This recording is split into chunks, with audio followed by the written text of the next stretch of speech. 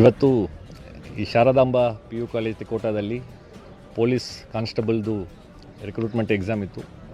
ಒಟ್ಟು ಜಿಲ್ಲೆಯಲ್ಲಿ 61 ಕೇಂದ್ರಗಳ ಪೈಕಿ ಇದು ಕೂಡ ಒಂದು ಕೇಂದ್ರವಾಗಿತ್ತು.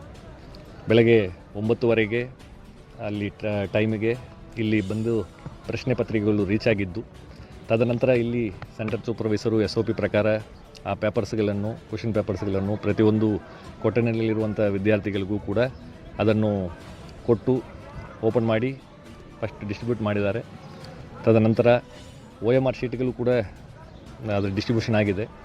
ಆ ಸಂದರ್ಭದಲ್ಲಿ ಕೆಲವು ವಿದ್ಯಾರ್ಥಿಗಳು ಅವರಿಗೆ ಕೊಟ್ಟಿರುವಂಥ OMR ಶೀಟ್ನಲ್ಲಿರುವಂಥ ನಂಬರು ಮತ್ತು ಪ್ರಶ್ನೆ ಪತ್ರಿಕೆಯಲ್ಲಿರುವಂಥ ನಂಬರು ಹೊಂದಾಣಿಕೆ ಆಗ್ತಾಯಿಲ್ಲ ಅನ್ನುವಂತಹ ಒಂದು ಕಾರಣ, ನಾವು ಪರೀಕ್ಷೆ ಬರೆಯಲ್ಲ, ಇದು ಒಂದಕ್ಕೊಂದು ತಾಳೆ ಆಗ್ತಾಯಿಲ್ಲ ಅಂತ ಹೇಳಿ ಕೆಲವು ಜನರು ಆ ಪ್ರಶ್ನೆ ಪತ್ರಿಕೆ ಎಲ್ಲ ಮಾಡಿ ಹೊರಗಡೆ ಬಂದುಬಿಟ್ರು.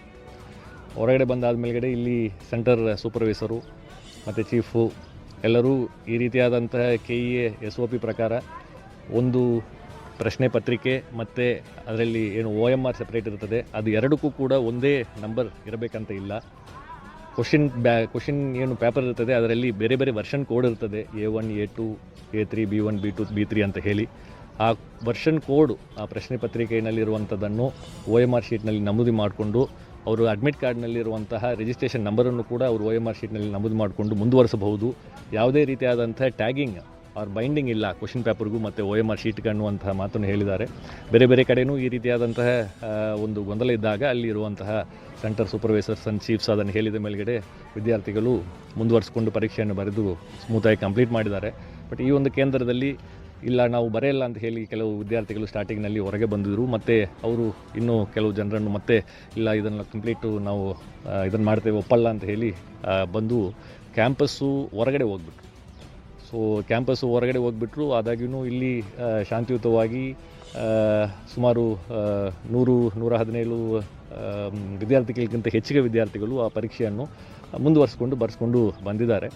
ಮತ್ತು ಇವರು ಹೊರಗೆ ಹೋಗಿರುವಂಥ ವಿದ್ಯಾರ್ಥಿಗಳು ಮತ್ತು ಇಲ್ಲಿ ಸಿಬ್ಬಂದಿಗಳು, ಪೊಲೀಸ್ ಸಿಬ್ಬಂದಿಗಳು ಅವರು ಮತ್ತೆ ನಾವು ಒಳಗಡೆ ನಮಗೆ ಅಲೋ ಮಾಡಬೇಕಂತ ಹೇಳಿ ಒಂದು ಅಲ್ಲಿ ಗಲಾಟೆ ಆದಾಗ ಇಲ್ಲಿ ಇಲ್ಲಿ ಪ್ರಿಮೈಸಸ್ ಬಿಟ್ಟು ಹೊರಗಡೆ ಹೋಗಿದ್ದ ನಂತರ ಮತ್ತೆ ಒಳಗಡೆ ಬಂದರೆ ಅದು integrity of the examination process violate ಆಗ್ತದೆ. ಎಕ್ಸಾಮ್ SOPನಲ್ಲಿ ಆ ರೀತಿ ಮಾಡಲಿಕ್ಕೆ ಅವಕಾಶ ಇಲ್ಲ.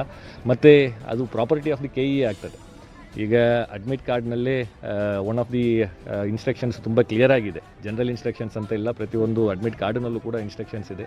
ಯಾವುದೇ ಒಂದು ಕ್ವಶನ್ ಪೇಪರು ಬೇಗ ಮುಕ್ತಾಯ ಆದರೂ ಕೂಡ ಕೆಲವು ಜನರೆಲ್ಲ ಒಂದು ಅರ್ಧ ತಾಸಿನಲ್ಲಿ ಮುಗಿಸ್ತಾರೆ, ಕೆಲವು ಜನರು ಒಂದು ತಾಸಿನಲ್ಲಿ ಮುಗಿಸ್ತಾರೆ. ಆದಾಗ್ಯೂ ಕೂಡ ಲಾಸ್ಟ್ ಬೆಲ್ ಆಗೋ ತನಕ ಅವರು ಸೆಂಟರ್ನಲ್ಲೇ ಕುಳಿತು ಅದನ್ನು ಅವರು ನಮ್ಮ ಸೆಂಟರ್ ಸೂಪರ್ವೈಸರ್ಸ್ ಆ್ಯಂಡ್ ಇನ್ವಿಜಿಲೇಟರ್ಸ್ಗೆ ಒಪ್ಪಿಸ್ಬಿಟ್ಟು ಹೋಗಬೇಕು ಅನ್ನುವಂತಹ ಒಂದು ಸೂಚನೆ ಅದರಲ್ಲಿ ಇದೆ. ಸೊ ಎಕ್ಸಾಮ್ ಕಂಪ್ಲೀಟ್ ಆಗೋದು ಮುಂಚೆ ಯಾವುದೇ KEA ಪ್ರಾಪರ್ಟಿಯನ್ನು ತೆಗೆದುಕೊಂಡು ಹೋಗಲಿಕ್ಕೆ ಅವಕಾಶ ಇರುವುದಿಲ್ಲ. ಆದಾಗ್ಯೂ ಹೊರಗಡೆ ಹೋಗಿದ್ದಾರೆ.